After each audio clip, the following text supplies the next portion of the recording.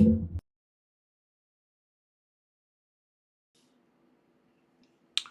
me see. Let there be light.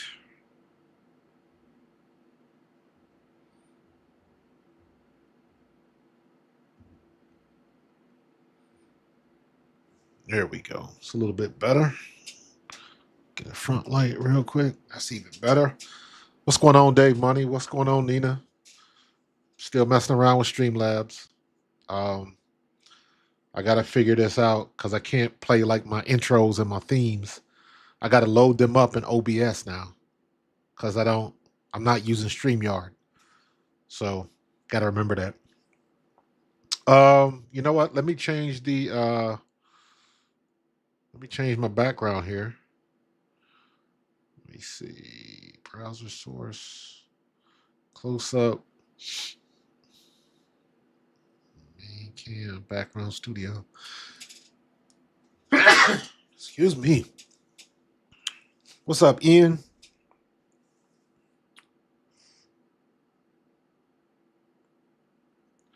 Afrado, no, I did not see that. Can I? What is this? Sign into chat. I gotta sign in the chat. Oh my gosh. Open the web browser. Oh, this is crazy. Thank you, Ian. Oh, so you can do the web browser. Okay, I see how it is. Devin Derulo. I have no idea who that is. I don't even recognize that name. Who's he? Where's he coaching at right now?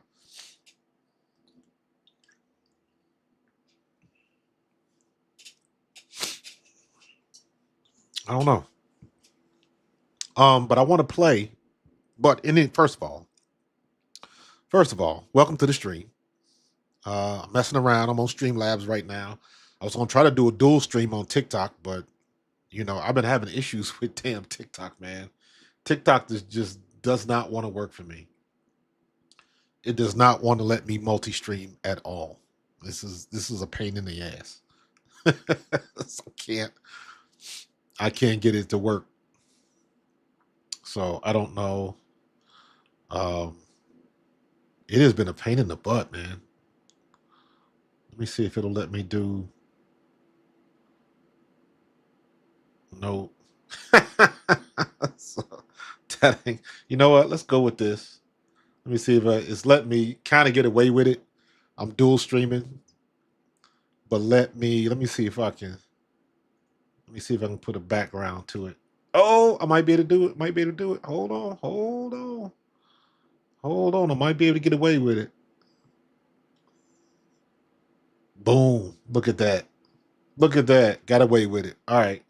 So I'm gonna stream on TikTok at the same time. Let me see. This is crazy.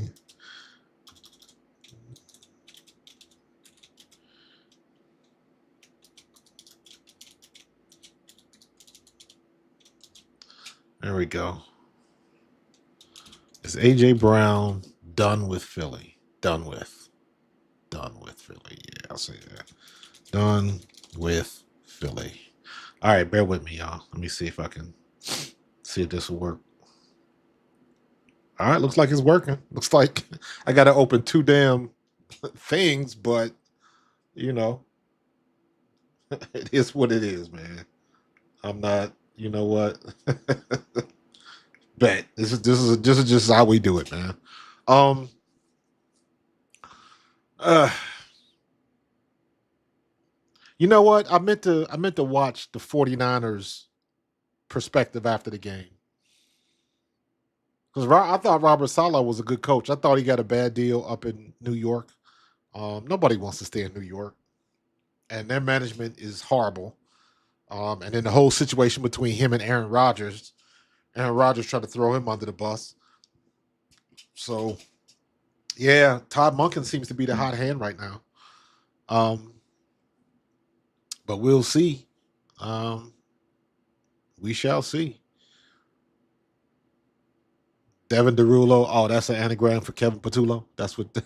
Okay, okay, Q. I see. I see what you did there. See what you did there. um, what's up, Tree of Life? Decoded. AJ goes, Nick has to go. Listen, man, you a lot of people are saying that. You know what I'm saying? A lot of people are intimating that if one goes, the other one should go. Or if AJ Brown, because let me say this, man, we need AJ Brown. I don't give a damn what anybody say. And to me, AJ Brown should not be up for debate. If there's any way we can keep him, I say we keep him. I understand the trouble, and you know, and honestly, I put trouble in air quotes because I didn't think he caused much trouble. I think it's just media people and stuff like that getting in their feelings because he don't give the answer that they want him to give. And I'll say it again, and I will continue to say it. All of the what started all of this furor about AJ Brown was him, quote unquote, bitching about not getting the ball. And I don't think it was ever an issue about him not getting the ball. We were not throwing the ball well at all, and that kind of went to Jalen Hurts. And he wasn't throwing the ball at all, or he wasn't throwing the ball well at all. So, and I still say, for all of the for all of the stuff that everybody's throwing at AJ Brown because he's the low hanging fruit. And let's keep it 100. Let's keep it 100. He did not have a good game. That's fair. That is a fair criticism. He did not have a good game. But what do you? I mean, neither did Devontae. So, um, you know, we made mistakes again. It wasn't all AJ. Now AJ should have caught that ball. Devontae should have caught that ball. Um, we shot ourselves in the foot with a couple of penalties. Um, I think wasn't that Darius Cooper that didn't we get down there and Darius Cooper get a penalty or something like that? Or maybe I'm thinking of the other game. But in any case, there was enough blame to go around. There was enough blame to go around. Jalen Hurts missed some throws. If that ball to Devontae Smith across the middle is 6 inches shorter, I believe Devontae comes up with that catch. However, I've seen Devontae Smith go up higher than that to get a ball with much more contention and come down with it. So, yes, that was a high ball, but that was definitely a ball that he could catch, and that's definitely a ball he should have catch. We all know the situation with AJ. AJ dropped 2 balls. He did not drop 3. That one deep ball on the right side, he could not catch that. I don't care what anybody say. When you stretching out and that ball barely touches your fingertips, that was just a hair off. I was just a hair off. Another degree in the air, and maybe he gets underneath it. But especially with that DB holding him the way he was and didn't even get the call. So I'm not blaming that one on him, but he did have 2 bad drops. So it was not his best game. But I still say that, in my opinion, he's the best receiver on the team. All love to Devontae, but they complement each other. And that makes our wide receiver duo deadly, because if you concentrate or double cover AJ Brown, that means Devontae Smith is open. If you want to roll it over to Devontae, that means AJ and Dallas are open. So it forces the defenses to make a decision. And anytime you can get the defense making a decision, sooner or later they're going to make the wrong decision.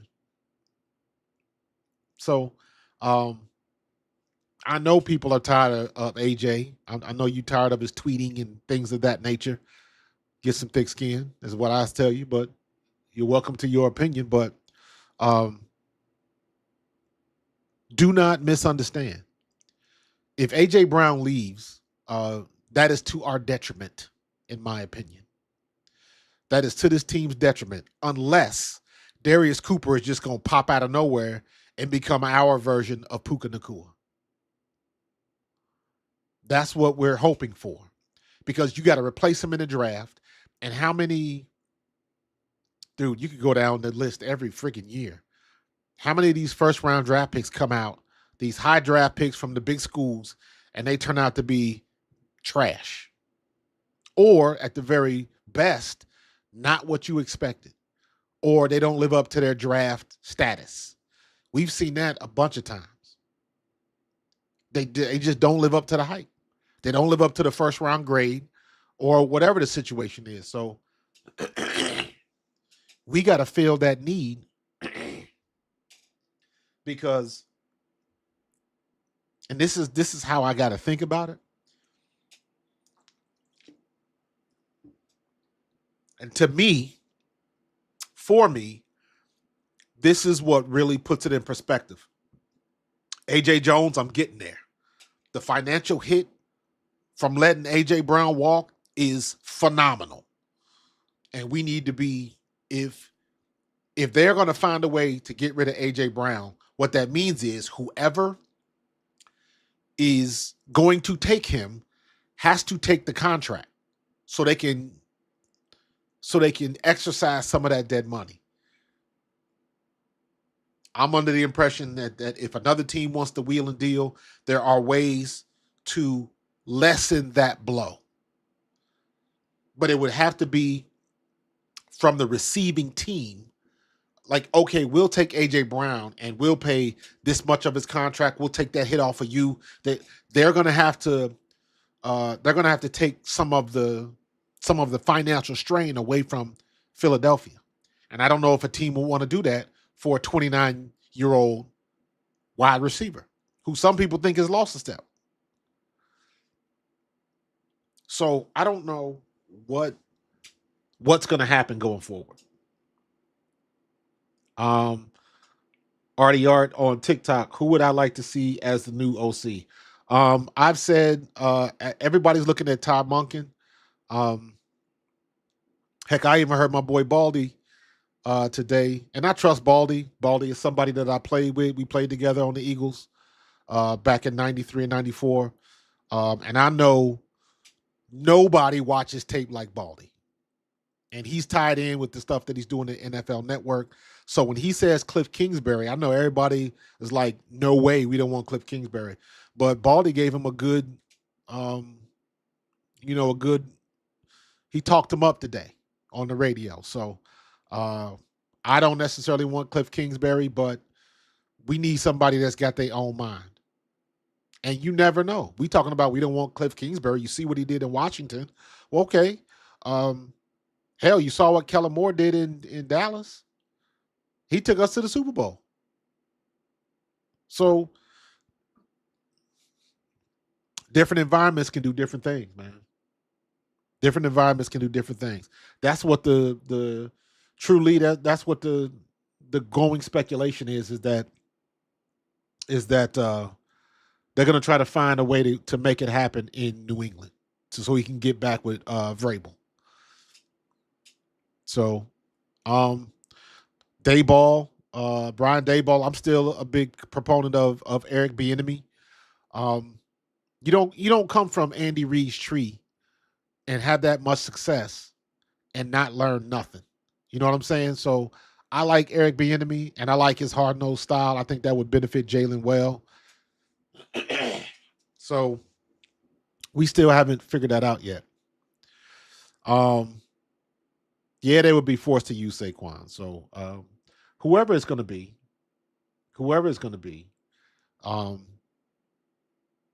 they're going to have their own mind, and the thing is, are they going to want to get away from Sirianni's offense? That's the question. Or are they going to try to mix it up? Take what they know, integrate it to what Sirianni is doing, and go from there. So that's possible. That's possible. Truly, everybody wants Mike McDaniels. Everybody wants Mike McDaniels, but he's trying to be a head coach. So I don't know if that'll work. Just to let everybody know, I got two interfaces going at the same time. So I am simulcasting on TikTok and on YouTube. If you're on YouTube and you want to join me on TikTok, just go to TikTok. If you're on TikTok and want to join me on YouTube, just jump on YouTube and go to Pro Fan Talk. But I appreciate everybody in TikTok. And you know I'm down with my squad on YouTube. So, um, listen, things like this happen, man. This is hangovers can last for a while. I think the biggest issue we had this year was our offensive line, without question. We were not healthy. Lane Johnson goes down, Dickerson goes down, Juergens goes down, and I'm still trying to find out who paid off them voters to make Cam Juergens Pro Bowler. He didn't deserve it, in my opinion. I don't think he played as good as he did. So, oh shoot, new donation. What's up, 24 Birds? I appreciate you, man. Dang,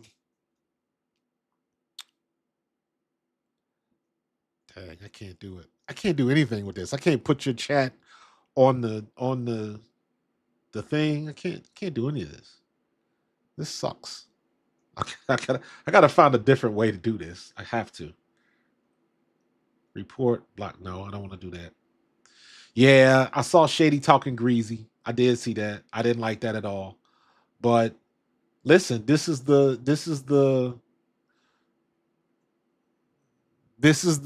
era that we are in. This is the era that we are in. Everybody got to have something to say. Against the old team, new team, no team, everybody got to have something to say. Everybody want to put their 2 cents in. And Shady wants to say, ex-players can say, well, I know I've talked to people in the building, and I don't care who you talk to. I don't care who you talk to. Let somebody in that building find out who the snitch is. That's a problem. That's a problem. You talking family business? Come on, son.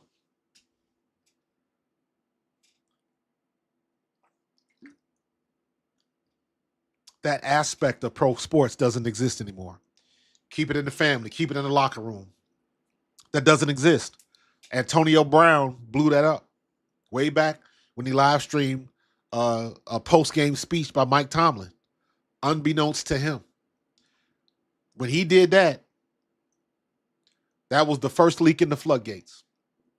Slowly but surely over time, social media has overtaken terrestrial radio and terrestrial media. So it's all about who can tweet the fastest and who can get their opinions out, because opinions are outweighing experience.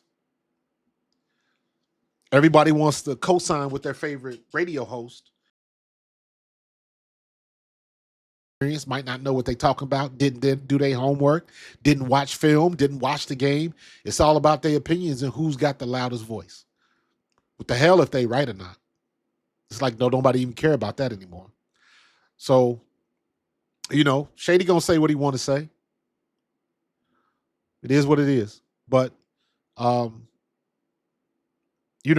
think that whoever they decide to hire, I don't want them to be beholden to Nick Sirianni's offense. I don't want that.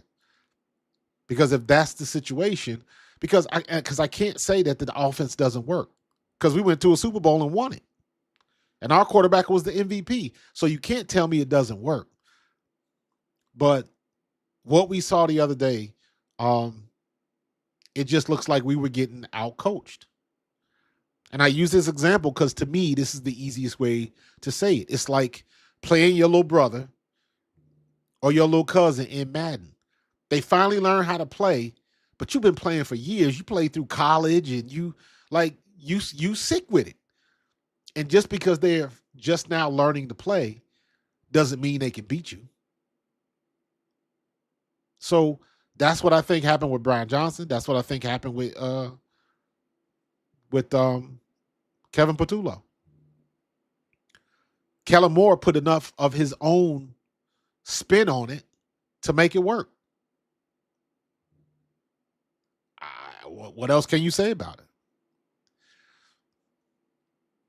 So I don't know. I don't know what fans think, and I don't. I'm old school. I'm from a different generation where, even though you didn't like the player, you were stuck with that player for a couple years, 4, 5, and 6 years. So you dealt with it. You learn how, because you mean to tell me, as mad as everybody is at AJ Brown right now, you don't think if AJ Brown is not on this team next year, he ain't gonna make plays next year? Stop it. I saw the Bull on his podcast. He was streaming the game, and of course, they do them reactions, and then they got to refilm it, and they go extra. You know, they got the one thing where the dude slamming it, breaking his TV in his house, and all of that kind of stuff, and it's all a setup. It's all a setup. But still, you going through that degree. The one boy was like, AJ Brown is trash. He sucks. Get him the hell out of here. All of that kind of stuff, and I'm like, man, y'all crazy. Everybody gonna have a bad game. Unfortunately, AJ Brown's was at the worst possible moment. Happens all the time. But if you think this team is better without AJ Brown, if you think it's a addition by subtraction, I beg to differ. Not in this day and age. And if they go, because it looks like they're going to walk away from AJ Brown. It looks like they're going to find a way to get rid of him. It's going to be a long time coming because I don't expect him to talk to the media until after June 1st. So, because that's what when they have to make the move to lessen the financial blow after June 1st, I believe. So I don't know. I don't know. And not for nothing, getting an experienced offensive coordinator that is going to put the pressure on Jalen Hurts, and that's squarely where it should be. Because I'm hearing all the talk. You mean to tell me all of a sudden Jalen can't handle exotic concepts and all that kind of stuff? That seems to be a buzzword that's rolling around now. Exotic concepts. What the hell is an exotic concept? You got your read progression on the field and you get rid of the ball when you find an open man. That's not exotic. So I don't understand what an exotic concept is. Because whether it's exotic or not, you still got to find the open man, read the zones, read the man coverage, make your decision. Now, if we get to that place and we see that Jalen Hurts is not consistently making bad decisions and putting the ball in harm's way, things like that, now you can have a conversation like, well, hey, maybe it's time to move on from Jalen Hurts. Is Jalen Hurts the new Russell Wilson? I've heard that a couple times. But we're not there yet. And I got more than enough trust in QB1 because I've seen him do it. I've seen him throw people open. I've seen that. I've seen him throw people open. I've seen him throw the deep ball. Remember when he couldn't throw the deep ball? Everybody said he didn't have a good enough arm. He doesn't have elite arm strength. Remember all of that kind of crap? But every day he is shown that he can do those things. Dre Day 10, appreciate the subscribe.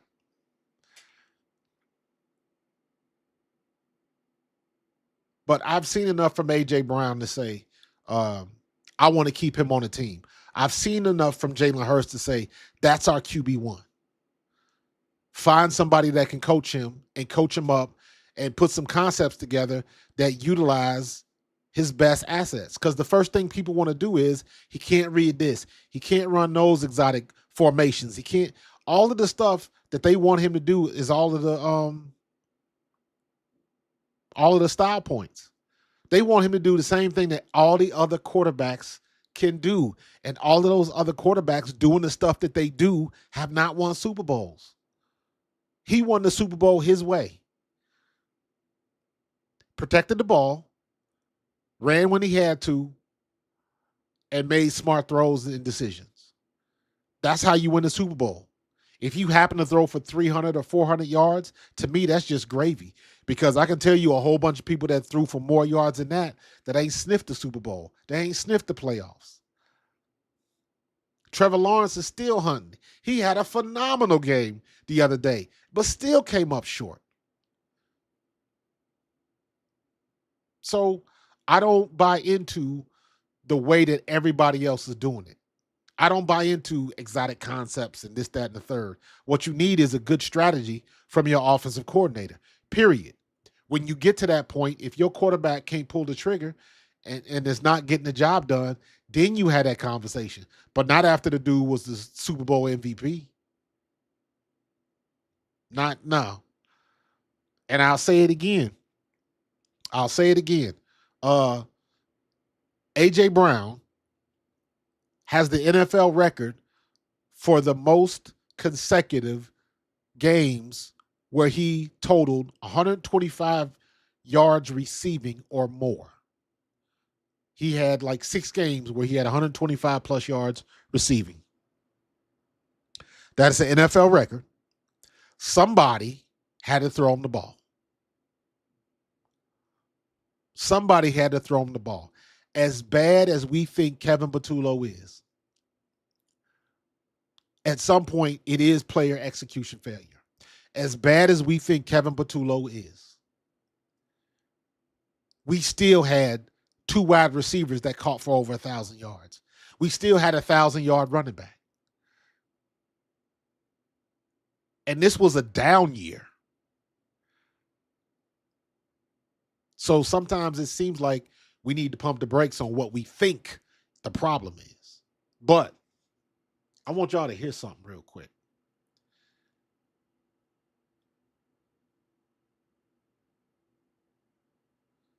I hope I didn't throw that away. There we go.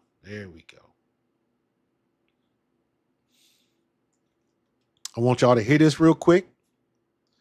Hold on. Bop. Yeah, there we go. So this is Steve Smith.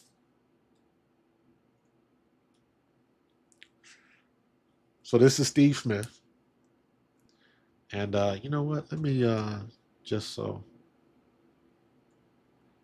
move that down. But if I watch you hold on. There we go. All right. So let me, you know what? Let me do, I know what I'll do. I'm going to do split screen. Yeah. You're going to do it like this. Okay. So listen to Steve Smith talking about A.J. Brown. He's talking about A.J. Brown and the situation that happened with Nick Sirianni on the sideline. Listen to what Steve Smith said. Your line of work, and I've done this line of work, and I've had those mental lapses. I've had those angry thoughts. And I'm like, I'm gonna throw it out there. I'm crazy as a Betsy bug. That's what my grandma used to say. I'm crazy as a Betsy bug. I go 0 to 100. Okay. But what people don't really know about me is I'm a reactor / response. I don't want drama with people.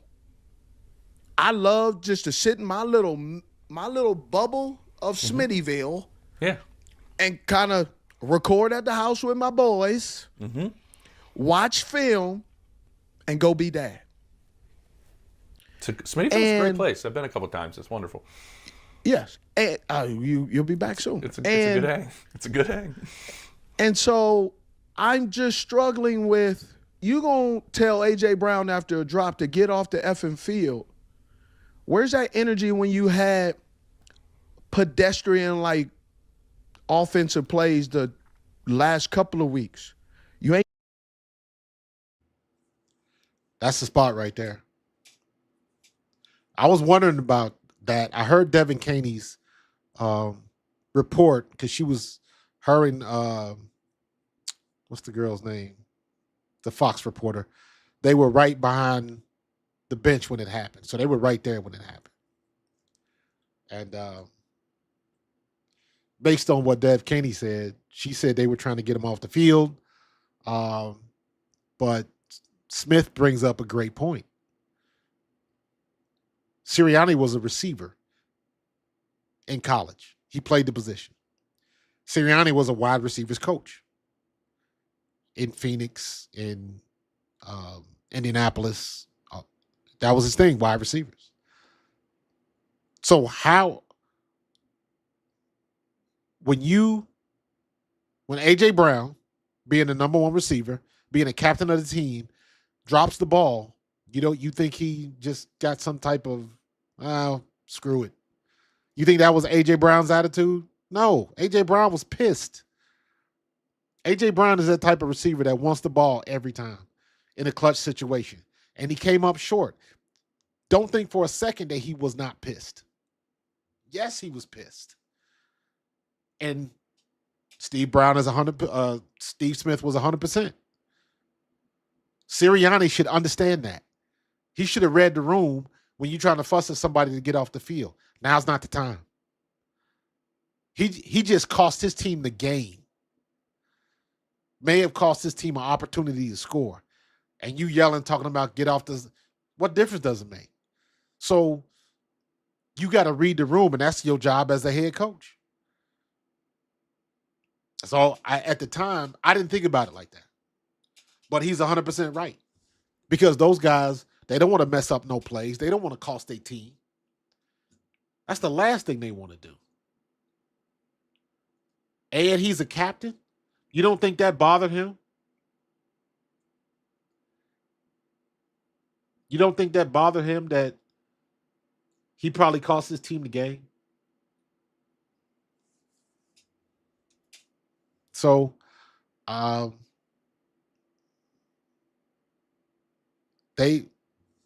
just thought that, in my opinion, that was unnecessary. In my opinion. Can I do hold on for a second. All right, I'm going to try this real quick. Add source. Is this working? Oh, snap.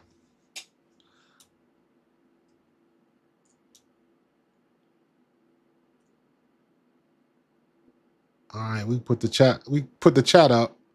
Let me oh, okay. So let me put it right there. Try to do it like this. Yeah, man. I see you go stature heavy as the hand that wears the ring. I like that. I like that. It is what it is, man. AJ had a bad day. Smitty had a bad day. It just Murphy's Law says that was not the day to have a bad day. You want just the opposite. And we just didn't get it done. So I see you, Poncho, on TikToks, man. Offense did have a bad year. Absolutely. Our offense, when we had the good games, our offense was average at best. And we just couldn't, when we had to get it done, we couldn't get it done. When we had to have an offensive set to move the ball down the field, get the first down to keep the chains moving, in my opinion, we didn't have the playmaker to get it done and to move the pieces the way they needed to be moved. Period. So that's why Kevin Patullo was fired. And then you got Richard Martin, Richard Sherman, I'm sorry, spilling the beans that he talked to Fitzpatrick and was bitching to Fitzpatrick. So it's like everybody just up to tell everybody's business nowadays. It's just like, where did this come from?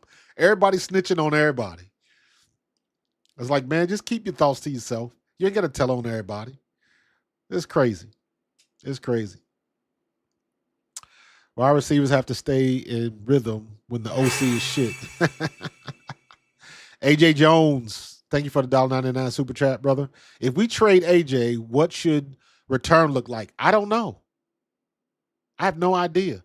That's the one thing this is the one thing I do not worry about because I know we got Howie Roseman on the job. That is his bread and butter. I call Howie Roseman the Wizard of Philadelphia. I have no worries whatsoever that he will get good compensation for A.J. Brown. And even if we don't get what people will consider good compensation, Howie Roseman is going to flip it and make it work because that's what he's known for. So I leave that in Howie's hands. I'm not worried about that at all because I know he's going to handle it. So, you know,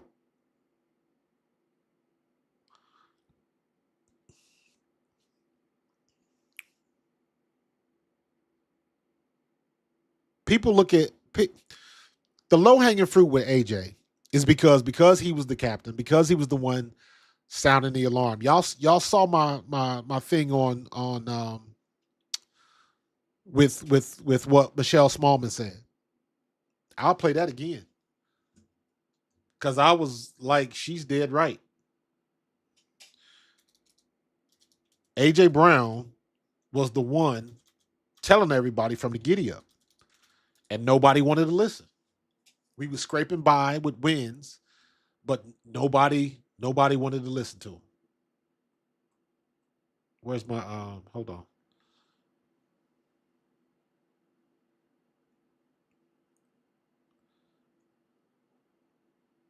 Yep.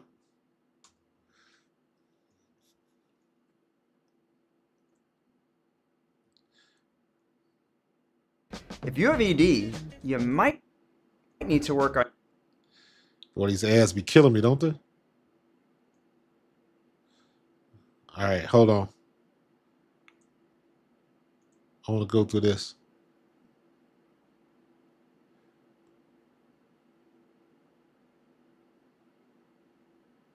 All right, check this out. This was on my stream the other day. I did a video about this the other day. Brandon Sleep just came to say sorry about your Eagles, coach. Let's go get this dub season started. Go Fever. Shit, we might not have a W season either. But I appreciate it, man. Appreciate the super chat. But yo, how come my thing didn't go off? Huh. But anyways, all right, check this out. Check this out. But I want you to listen to this clip right here from Michelle Smallman. So we're talking about the Eagles moving on from A.J. Brown, and obviously yesterday was not his best day. But isn't he a little bit vindicated in what he was saying all season long? Yep. He kept telling you something is not right here. He was sounding the alarm early and often, and it never materialized. So he's a very talented player. And do you guys think in any way we're looking at what he had been saying, whether or not you liked the delivery or the timing of it, and saying maybe we should have listened to him? He was right. I'm not saying, I'm just saying. I've been screaming that from the mountaintops, from the giddy up. AJ Brown was right. You could not like the way he spoke on it. You cannot like the tweets. You cannot like whatever it is that you don't like. That has nothing to do with the fact that he was correct in his analysis of the passing game. And everybody immediately, and here's the thing, and this is when I say, this is when the opinions outweigh the experience. Or this is when the low-hanging fruit just blinds everybody and just makes everybody drunk. And they can't see the real for what it was. A.J. Brown never said, give me the ball. A.J. Brown never acted like he was not getting the ball enough. He never said that.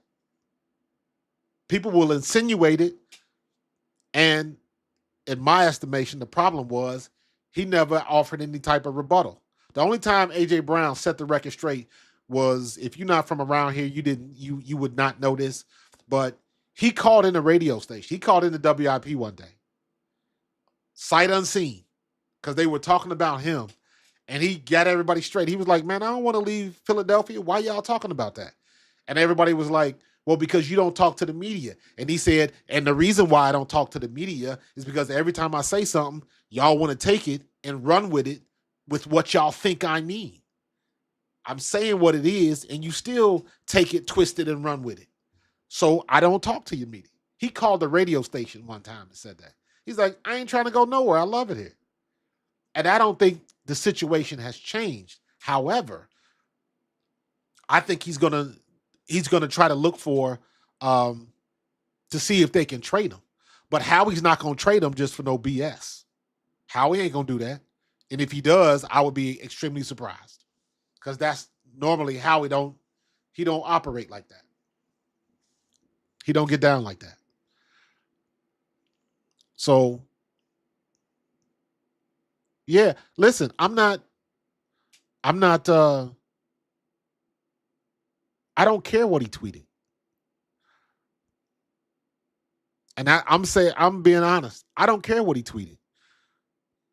Because now, all of a sudden, now again, let me preface this by saying I'm old school. I'm an OG. I played in 93 and 94. I played when social media didn't exist. I was in Philadelphia during the Terrell Owens saga. So I know what a diva mentality is. I know what diva activity looks like. And it don't look like that. I saw what happened with Antonio Brown in Pittsburgh. We don't have that. Not even close. We mad at people. We mad at somebody because they tweeted. That's what we mad at.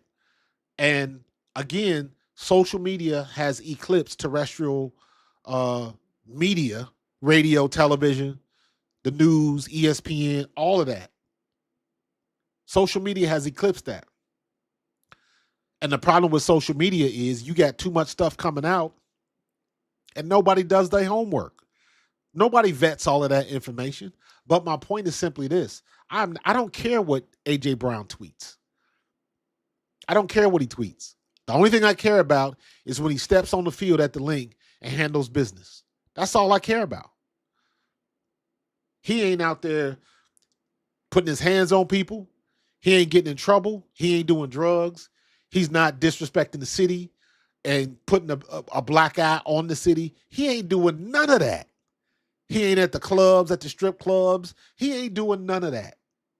He ain't driving 130 down Broad Street. He ain't doing none of that nonsense. He's the guy that you want to represent your team and represent your city because you know he's good in the community. He's going to show up on Sunday and do what you need to do. Unfortunately, he had a bad game at the worst possible time, but that's the low-hanging fruit that everybody's going to pull on. I heard a guy, I'm walking in ShopRite. ShopRite's the local grocery store here in Philadelphia and South Jersey area. I'm in ShopRite. And I hear a guy walking behind me, walking in, and he says, I got my Eagles jacket on, and he says to me, he says, you probably want to burn that jacket, don't you? And I said, never that. Never.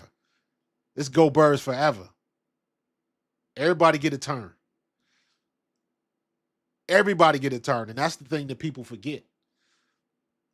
People forget, or people just assume that it's got to be all good all the time. And rarely is it like that.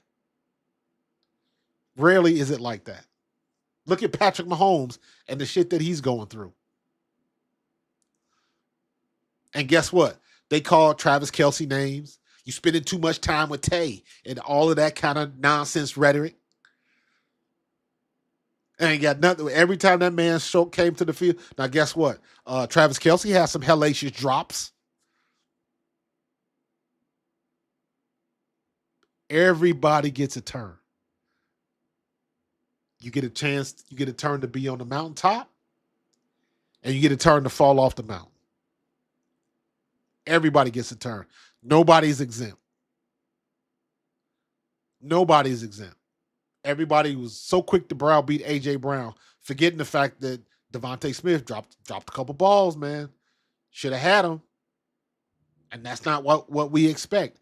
Even as mad as you may have been with A.J. Brown, we don't expect that from A.J. Brown. Back when I played, if your number one receiver dropped the ball, you went right back to him the very next play. And not for nothing, how come we didn't run this quick slants? Remember when I talked about them 6 games where A.J. Brown had 125 yards or more? A lot of those passes were quick slants. And they knew it was coming and they couldn't stop it. And then when we threw it to him, if it was a completion, he was bound to break a tackle. And we stopped doing it. Is that on Jalen? Or is that the offensive coordinator not scheming that open? Because that was like a bread and butter play. They knew we were running it and still couldn't stop it. And all of a sudden, we just stopped running it. K11 Anthony, I would disagree with that. I would disagree with that wholeheartedly because that's you coming from a perspective, from a radio perspective. Because I guarantee you, everybody in that locker room loves AJ. Don't get it twisted. Everybody in that locker room loves AJ. How you interact with your brothers in that locker room matters the most, not the persona that is perceived by sports radio. That's what people get mixed up. And that's what I mean by sports radio and the media and social media. They have the loudest voice now. Public opinion, the court of public opinion. That's integrated in sports now through social media. Because if you ask anybody in that locker room, you won't find anybody with a bad thing to say about A.J. Brown. So that's the outside looking in. That's the outside looking in. No. I'm not disagreeing with that. A leader does need to speak for the team. But guess what? When he did speak for the team and said that we need to work on passing, you crucified him. So we can't have selective amnesia. I agree. As a leader of the team, you're supposed to take your medicine. I agree with that. That's not a good look. You're supposed to take your medicine. Y'all got beat. Talk to the media. If you got to make it short, make it short. Everybody know you mad. Say what you got to say. Keep it short, keep it sweet, and get up out of there. However, I'm not going to get mad at him because he didn't speak, because we all know what AJ is like when he's in his head. And let's not forget, and I've said this before, and people tend to forget it. We're talking about AJ Brown, somebody that's dealt with mental health issues before. And I'm saying that not as an excuse. I'm saying that because you have to be aware and acknowledge that people with those type of situations have to deal with what they're dealing with their way. Period.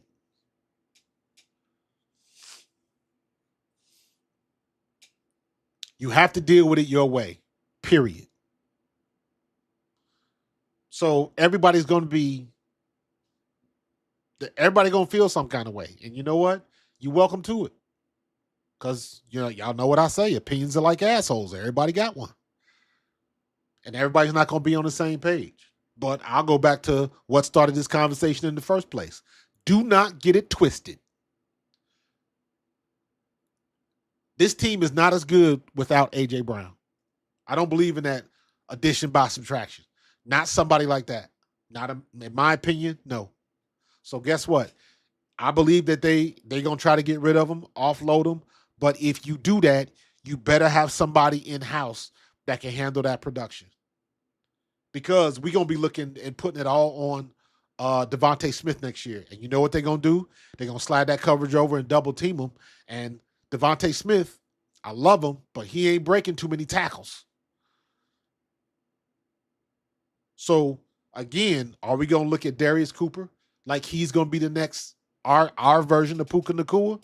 Somebody we wasn't expecting but just showed up?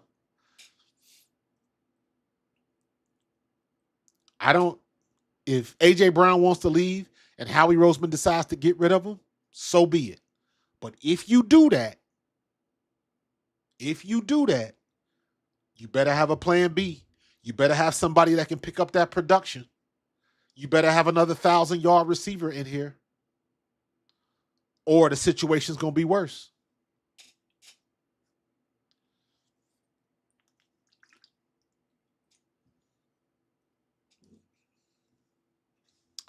Jacina reported the new OC will have complete autonomy. We'll see. We'll see. It's going to play itself out one way or the other. So right now, we all speculating.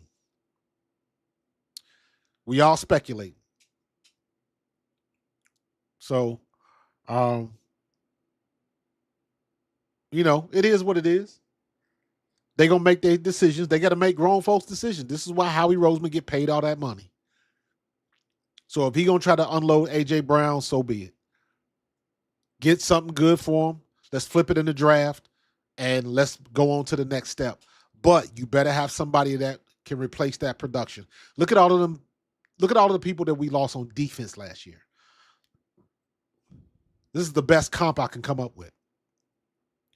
Look at all them players that we lost on defense last year. And our defense, some would argue, was as good as it was last year. Some people would say it was even better. So we lost some good people. We lost Ajomo. We lost not Ajomo, but we lost what's your boy that went to New England? We lost him. We lost CJ Gardner-Johnson. We lost Josh Sweat. We lost some good players on defense, but the ones we brought in balled out. So we actually got better on defense, in my opinion. Not so much on offense. And as much talk as Milt Williams, thank you very much. For as much talk as I've been doing about AJ and Jalen, that wasn't the biggest problem this year. The biggest problem this year was our offensive line. They were hot garbage most of the year. Lane Johnson goes down, and it turns in, Fred Johnson was solid, but he was just solid. We gotta turn the corner. That was the problem with our offense most of the year. The offensive line. Anytime Saquon Barkley is making people miss just to get back to the line of scrimmage, that's an offensive line issue. Period. And they got stats to prove that every time Lane Johnson ain't in the game, we suffer greatly. So they better get somebody up in here. We got all these young cats, Hinton and Pryor, and a lot of these young cats up in here. We better see if they can play. Lampkin. That we need to see if they can play. Because we gotta fill some spots. We gotta fill some spots. You know what, Dory Jackson's out of here. Okay, who filling his spot? Who we gonna put there?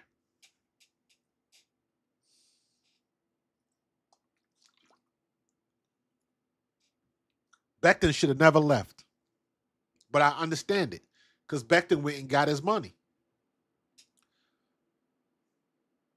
He got a better offer in San Diego and he took it. I ain't mad at him for that. The same thing that Kenny Gainwell did it. Miles Sanders did it. But here's the thing when it comes to Philadelphia now, ever since 2017 happened. Do you want the culture or do you want the bag? That's the question that keeps coming back. Do you want the culture? Do you want the winning culture? Everything that comes with being with Philadelphia and being an Eagle? Or do you want to get your bag? And Kenny Gainwell took his bag. He's here in Cancun with us. Miles Sanders ain't been the same since he left. Mekhi Becton, he got his deal, got out there, not what he thought it was. There is something to be said when you find the right team. You got to be at the right place, at the right time, with the right people. Mekhi Becton, Jeff Stoutland was a match made in heaven. Mekhi Becton was considered a bust in New York. He was a first-round pick. He was considered a bust at tackle. Then they moved him to guard. This big joker at 6'7", you moving him to guard, and he killed it. Right people, right city, right coach. Makes all the difference in the world. He was comfortable here. We spoke his language. Stoutland understood him. And Jeff Statling got the best out of Mekhi Becton. He makes a decision, gets paid a little bit of extra money, goes out to San Diego. Things ain't working out because you ain't supposed to be there. But you got to deal with it. So hopefully he'll get out of there, and maybe, just maybe, he can find his way back to Philly. I don't know. But we got the best out of you in Philadelphia, and you got a chip to boot. But having said all of that, that was on Howie Roseman. Because we could have paid him the money that San Diego paid him with ease. But I guess they didn't see the value in doing it, and they didn't want to go that high for his position. So they let, whatever the reason was, they let him go. And we should have kept him because it hurt us in the long run. Kevin Byard, we should have kept him in the long run. Isaiah Rodgers, we should have kept him.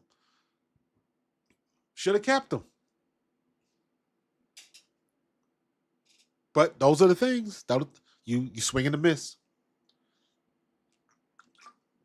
Swing and a miss. So it happens. It happens.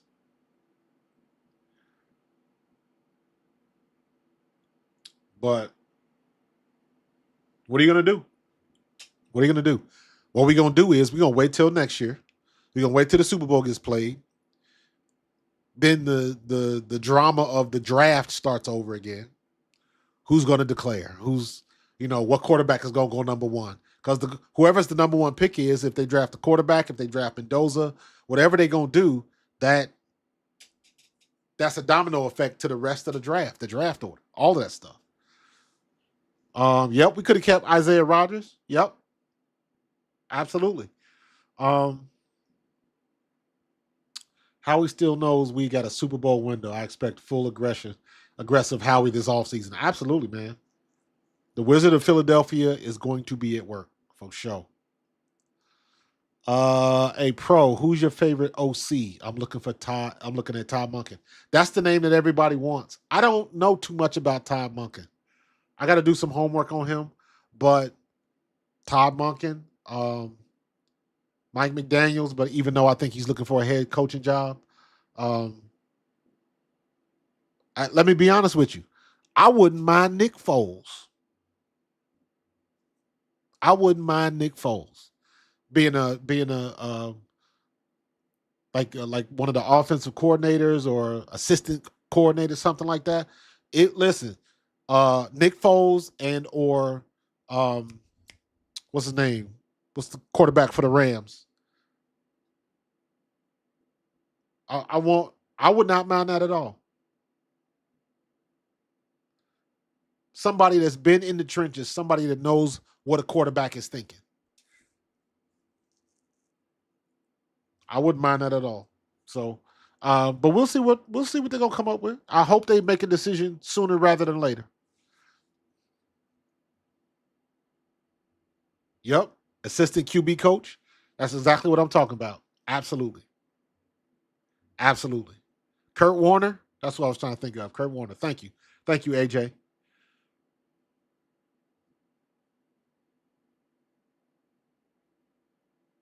Listen, the whole no experience thing. When you are a quarterback, when Jeff Saturday was the head coach for the Colts for that 6-week period or whatever it was, he had no experience. But they asked him to do it because they wanted somebody that was associated with the organization, and they wanted somebody that knew football. Because that is the bottom line. Kurt Warner, Nick Foles know football, and they know football from the unique perspective of being a starting quarterback in the league. And that can't do anything but help. And this is a situation, take everything, you take as much help as you can get. I would love Peyton Manning if Peyton Manning ever decided to coach. If Peyton Manning ever decides to coach, he's going to take a team to the Super Bowl Because I think that highly of Peyton Manning, and I think he's got that type of acumen. He just got it like that. I remember I did a video last year. This is well over a year ago. What's the guy from the Jets? The butt fumble guy from USC. What's up, Tiff? What's his name? The guy that did the butt fumble in New York. Why am I blanking on his name? But in any case, I did a video about him. And what it was about was he was on ESPN and he was talking about Mark Sanchez. Thank you. I'm getting old, man. CTE killing me. Mark Sanchez was talking about Jason Kelsey and how Jason Kelsey can call out coverages and stuff like that. You know, this had to be 3 years ago, because if Kelsey was still playing, you know what I mean? So, but in any case, he was catching flack on social media because he just did his analysis of what Jason Kelsey did on the field. He was really just praising Jason Kelsey. But he got so much flack because the first thing the low-hanging fruit was the butt fumble and him not having a good career, having a good pro career. And I was like, because he's not in the Hall of Fame doesn't mean he doesn't know what he's talking about. It doesn't mean he doesn't know how to play the quarterback position or that his offensive lineman is calling coverages, Roger Louie, and pointing out to Mike Backer. And he understands the game from the quarterback's perspective. So he can talk from experience of standing behind the center all day. But it was so many people that kept, his career was trash. He don't know what he's talking about. Your career ain't got nothing to do with whether or not you know the game. Dan Orlovsky is one of the best ones on TV, in my opinion, right now, because I know he watches tape. And Dan Orlovsky's career, he was a career backup. He had like 1 or 2 start years in Detroit, and they were terrible. Look up running out of the end zone. He did that. He started that meme where you drop back and you run out of the end zone for a safety and you don't even realize you did it. He did that. And he's one of the best commentators on TV right now because I know he watches tape and he knows what he's talking about. But if you want to go just by his career stats or because he never went to the Super Bowl or that has nothing to do with it. Nothing to do with it.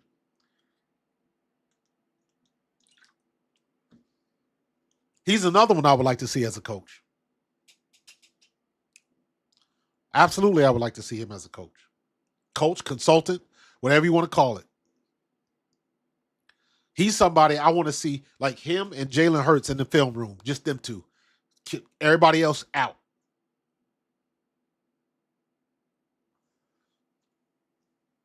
So we'll see what they're going to do. We'll see what they're going to do.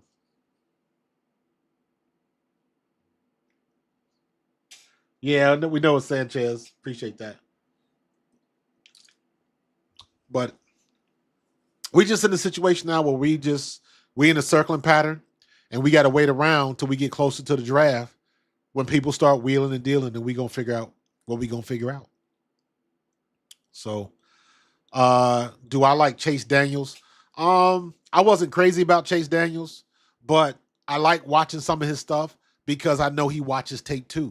Chase Daniels and Acho, I watch some of their stuff because I know they're breaking down tapes. But both of them irk me. Acho was too loud.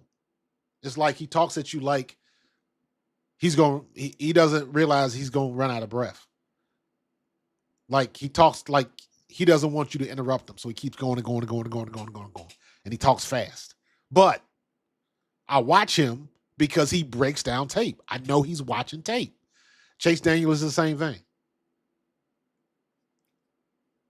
I know he watches tape. He annoys me, but I know he watches tapes, and I know he knows what he's talking about. So at least he's doing the homework when 98% of the other people aren't. All of the people on Sports Talk Radio, on WIP, on 97.5, on ESPN, on Colin Cowherd, Stephen A. Smith, all of them shows, They got a production team that is sticking stats in front of their face. Papers, stacks and stacks of stats. Numbers don't lie, but they do deceive. You got to watch the games. And here's the reality. It's not that they don't want to watch the games. The reality is when you're on television like that, you don't have time.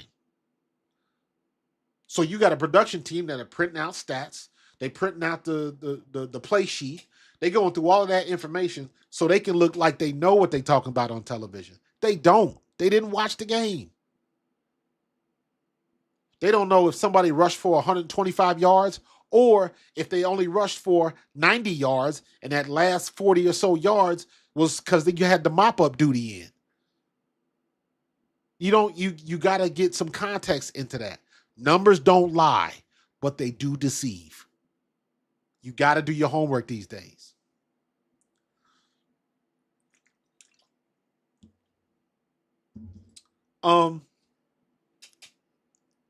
Not totally, no, Dark Panda.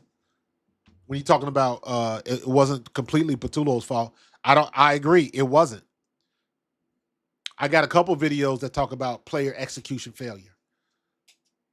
Kevin Patullo don't jump off sides. Kevin Patullo don't drop balls. Kevin Patullo don't hold. So no, you can't blame it all on Kevin Patullo, because I will tell anybody, execution can overcome bad plays.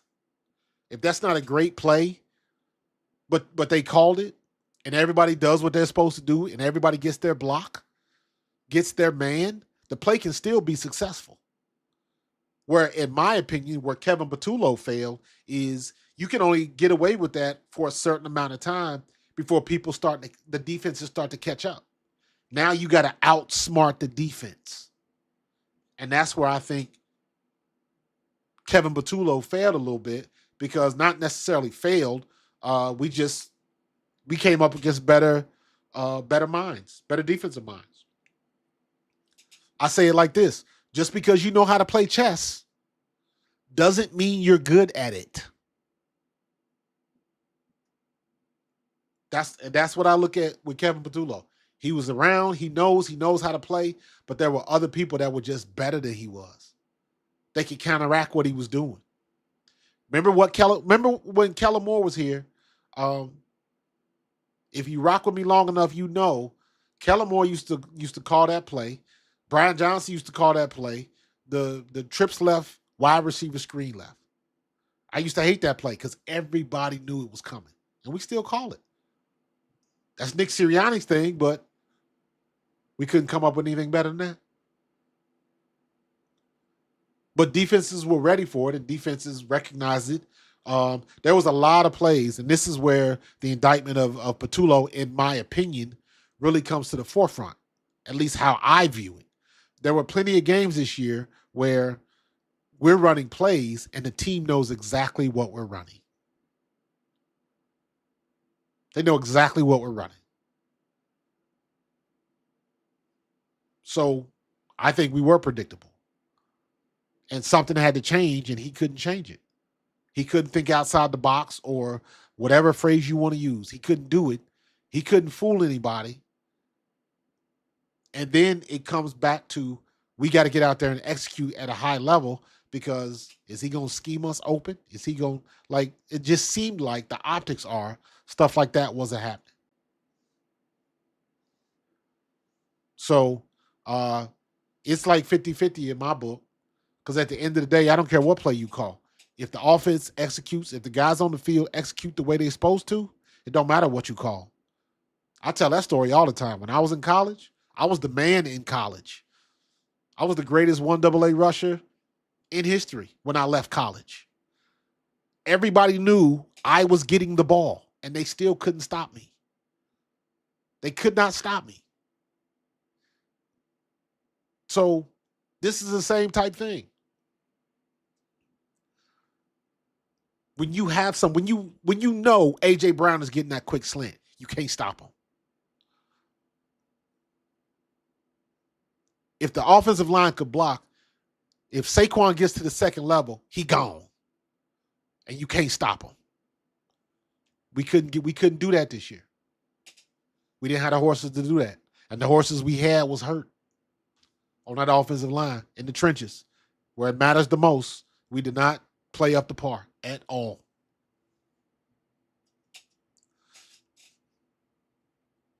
Not at all.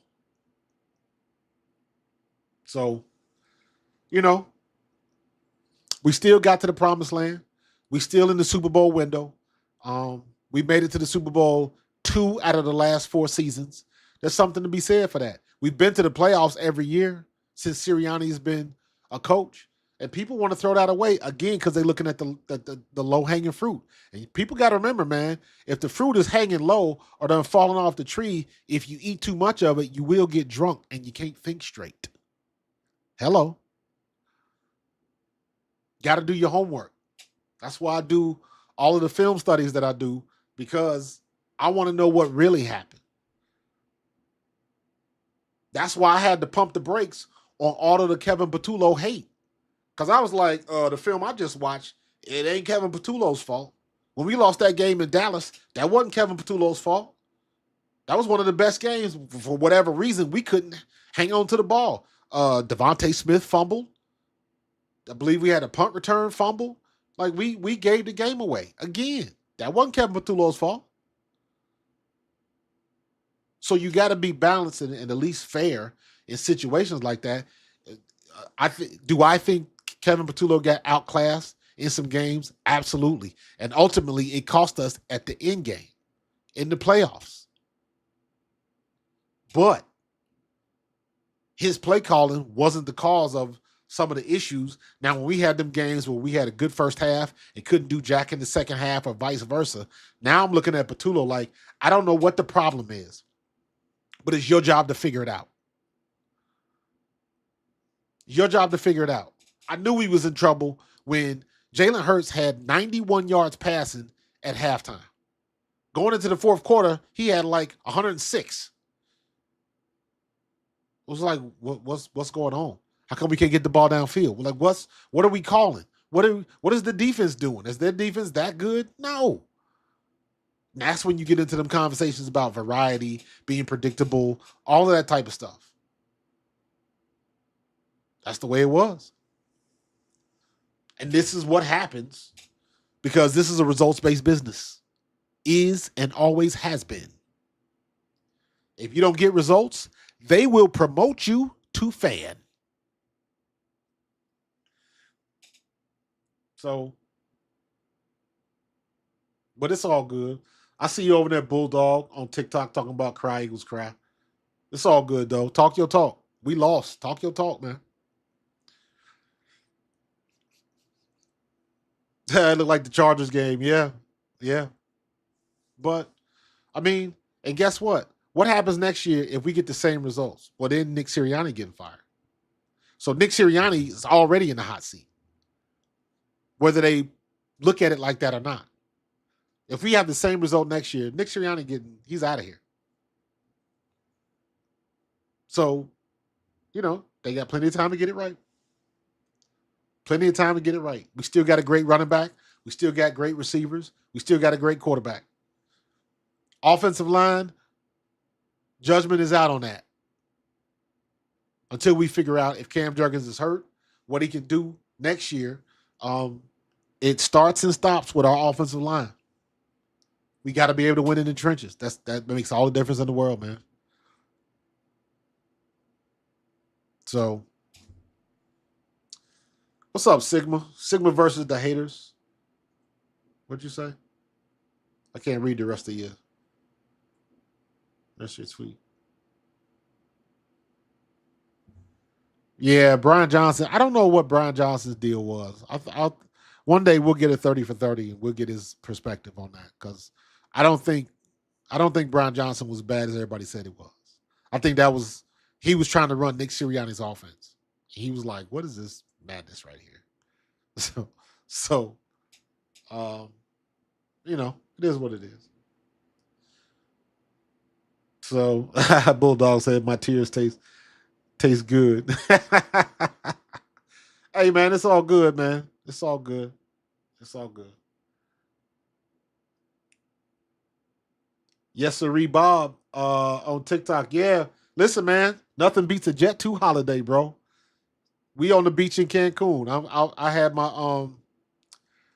other hold on, let me see if I can get my Cancun office back. Hold on. Let me get my Cancun office back. It switched me to another damn. Daggone it. Can't do it now.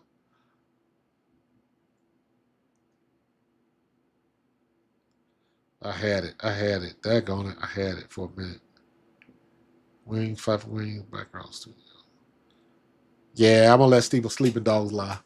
I got a background, an animated background of me it's like an office setting, but out the window is you see the palm trees and stuff. So that's my Cancun office.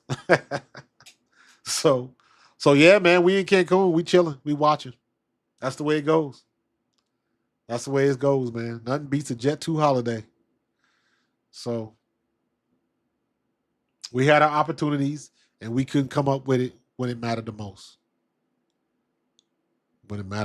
So, but we've been rocking for an hour and 16 minutes. It's been pretty good. If you liking I don't know if you guys see anything different, but my whole interface is totally different now because I'm doing this Streamlabs thing with, and I got TikTok going separately, but it's working. So I'll use it like that. But that's this trying to get TikTok to work right, man, is a pain in the ass, bro. Talkers, y'all gotta the power to be a TikTok, man. Help a brother out. Good Lord. Your interface is not user friendly at all. At all. Yeah, it's all good, Bulldog, man. Like I said, man, hey, I'm old school, bro. I played in the 90s, so I can take it. And my rule is if your team beats my team, talk your talk. As long as you're not, you ain't getting toxic on me, we good. Your team beat my team, talk your talk. That this is the time to do it. So I ain't got, I'm thick skinned, bro. I'm built different. So, like I said, man, if there's some Niners fans out there, talk your talk, bro. Talk your talk.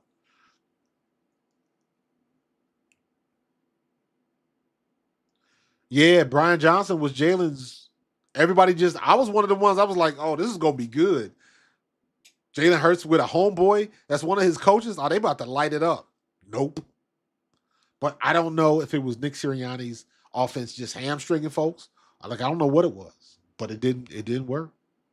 Didn't work. See, here's the thing about Sirianni, and I said this before. You guys know how I feel about this.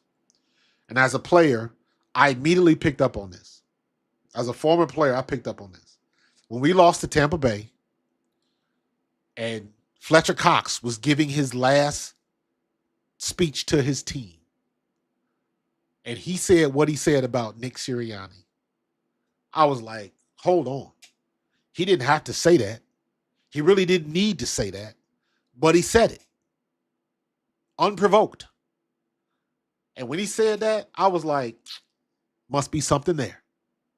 Because this man was on his platform, his time. It was all about him. This is your moment. You are walking away from a game, and you are going to be a Hall of Famer. You helped us win a Super Bowl, and you one of the best to ever do it at your position. The floor is yours. And he chose to mention Nick Sirianni. When I saw that happen, I was like, I know we want to get rid of him. We don't like the way it looks, but it's something special about him. These guys are running through the wall for him. There's something special about him. You couldn't avoid it. That's what turned me around on Nick Sirianni. Because up to that point, after we lost that Tampa Bay game, I was like, if they fired Nick Sirianni, I understand. We put the ball on the ground. I think Jalen had an interception. It was a bad game. We didn't pick up the blitz. That was the biggest thing for me, where I was like, oh, Nick Sirianni need to be fired. Because everybody and their mama knew that Todd Bowles was going to blitz us, and we weren't prepared for it. That's a fireable offense. But they kept him. They had to get rid of Johnson that year. Then we ended up getting Kellen Moore after that. And we ended up going to the Super Bowl. Who'd have thunk it? So while everybody laughs at us, they laughing because they so glad that we didn't win the Super Bowl again. But at least we got one. We got our second one in 5 years. So we good. And we're going to be up trying to run it back again next year. That's the way it go.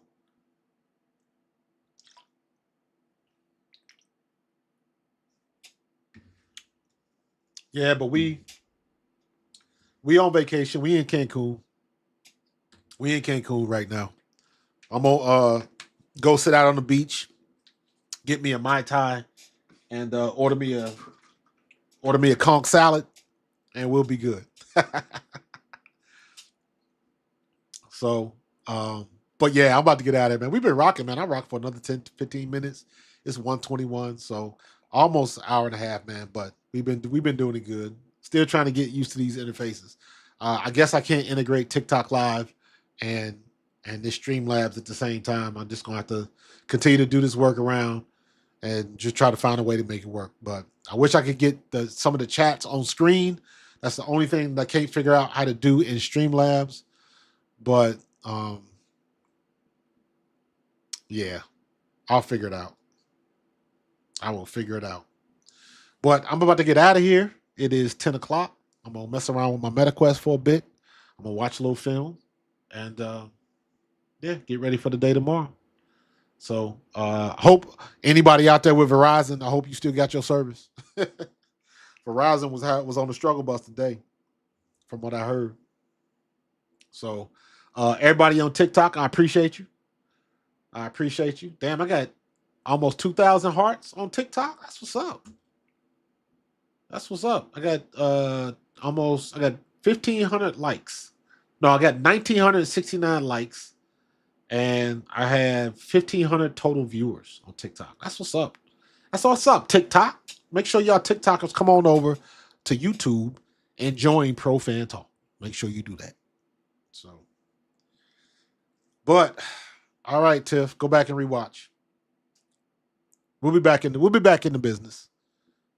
We'll be back in the business, Chris. So we're good. We good. So, but I'm gonna get up out of here, man. I appreciate y'all. We had a good conversation tonight. Good stuff. Good stuff from YouTube. Good stuff from TikTok. And we gonna keep it rolling, man. But I'm gonna get up out of here. Y'all have a phenomenal night. I love y'all. I appreciate you. And I'm gonna